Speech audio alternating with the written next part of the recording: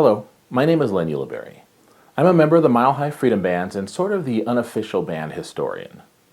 Today I'd like to tell you about the band's history performing in Denver's St. Patrick's Day Parade and why this event has such an important place in the history of the bands. Now, in spring of 1984, Carol Lease, who was the director of the Gay Community Center of Colorado, now called the Center on Colfax in Denver, Colorado, applied to march in Denver's annual St. Patrick's Day Parade. Unfortunately, the center's group was denied permission to march in the parade, with the parade's chairman at the time, Jim Eakins, telling the media, "We in no way wanted them in there from the very outset of this thing."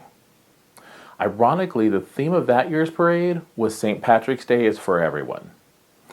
Now, that denial brought condemnation from local community and political figures, including Denver's mayor, Federico Pena, who boycotted the parade, saying, "This is the kind of discrimination that is contrary to my principles." Now, around the same time, Robert Brown, a local musician and educator, was in the early stages of forming the Denver Gay and Lesbian Community Band, which would later be renamed the Mile High Freedom Band. When Bob heard about the center being denied permission to march in the parade, he discussed fast-tracking the band's rehearsals with the other organizers in order to provide the center's group a show during the parade. However, there was not enough time and the group decided to just resume organizing the band.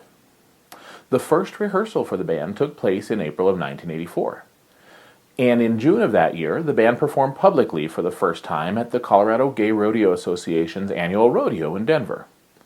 The band then went on to perform in 13 concerts that summer and fall, as well as participating in Denver's annual Parade of Lights that December.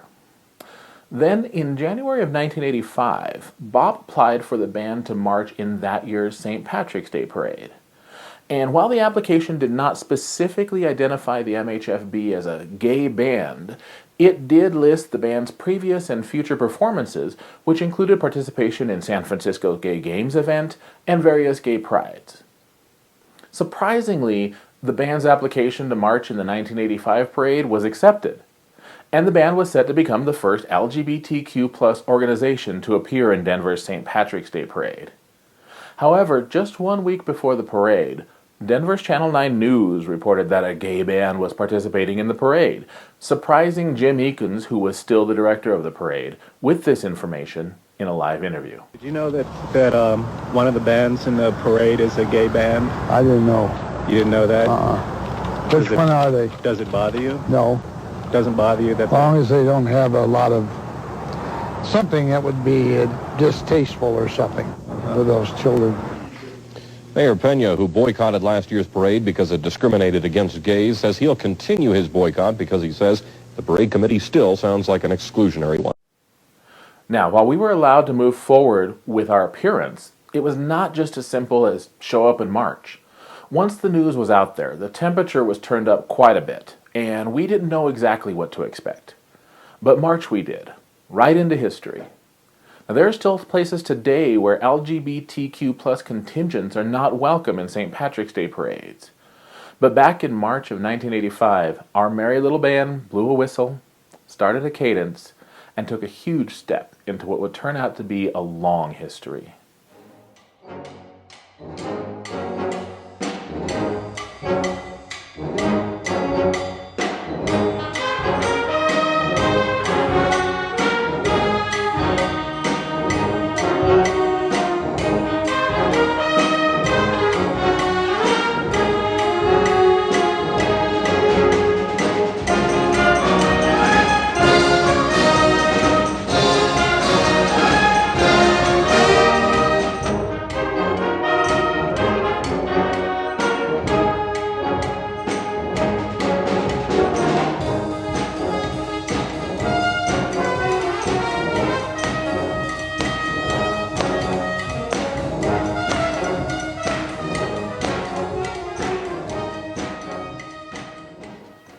So you might be thinking, well, we're in the parade and that's all there is to it, right?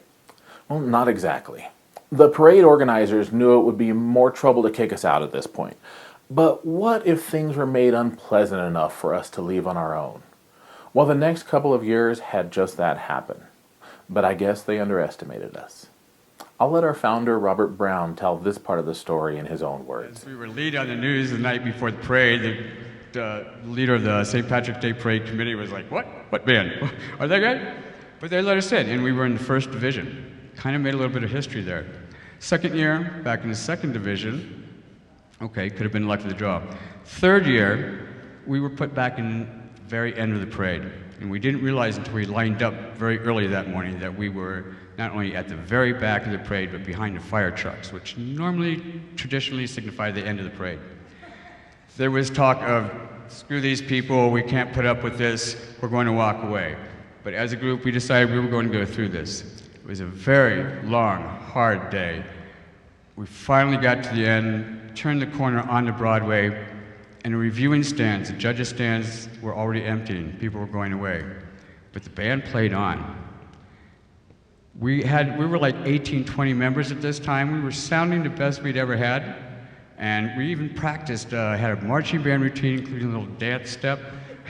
You remember? Yeah, stop laughing.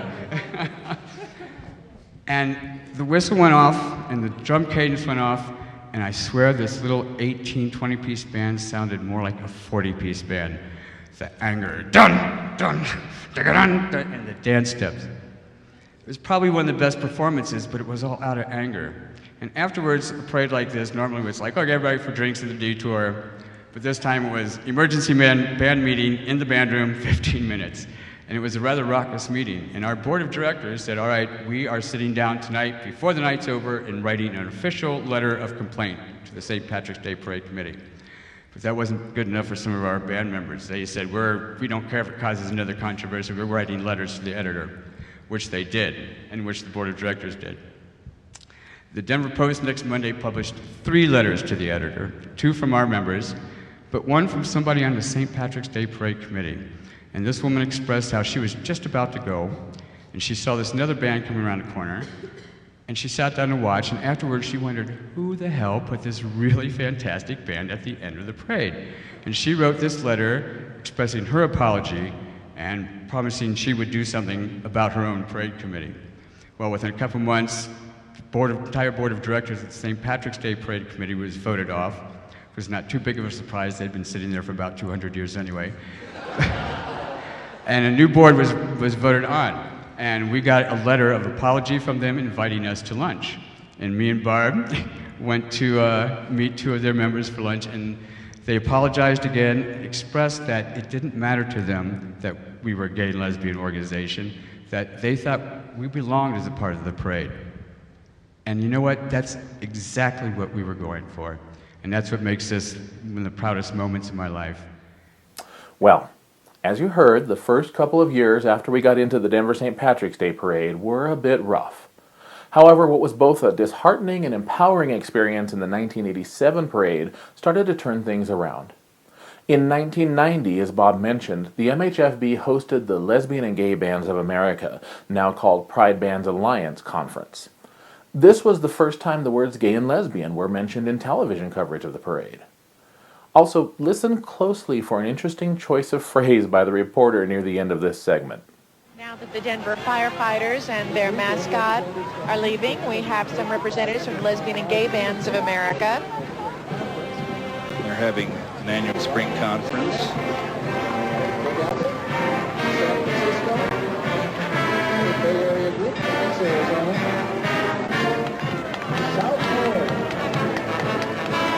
This band has marched in San Francisco's Chinese New Year's parade and also performed concerts in New York, Miami, also down in Dallas, Boston, and Washington, D.C., so they have certainly gotten around.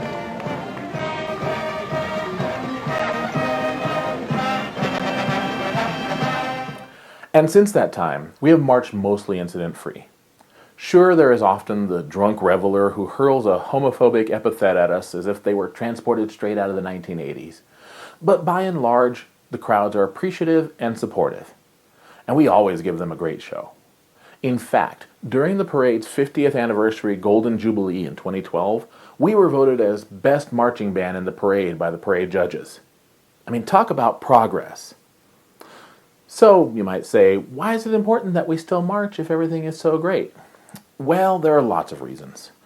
1, we continue to make history every year that we march. And that is history we never take for granted.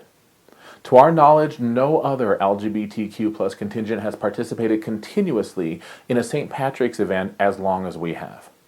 As we celebrated our 35th consecutive appearance here in Denver prior to the event being canceled last year and this year due to the pandemic, we still see discrimination and exclusion occurring in similar events around the world. When there are groups still fighting to be included, we will never take what we have here for granted. Also, it's a good reminder of why this band exists, what we had to overcome, and how hard we have worked to get to where we are.